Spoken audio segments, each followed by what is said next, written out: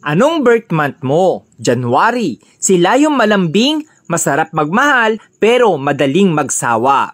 Habang nasayo pa, sulitin mo na. February. Sila yung super moody, madaling ma-inlove, madali ring makamove on. Sweet, ma-effort, lalo na pag mahal niya talaga. March. Sila yung malambot ang puso, madaling lambingin, masarap mahalin, pero grabe kung magalit, mabilis mag-move on.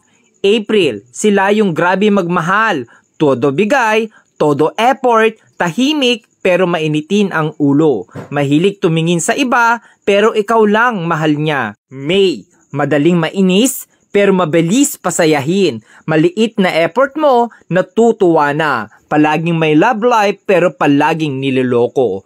June, mahilig talaga mga liwa, pero kapag nakita na niya yung taong mahal niya, loyal kung loyal yan. Masayahin pero doble ang sakit ang kayang ibalik sa'yo once nasaktan mo. July, sila yung mga taong hindi mabilis magtiwala.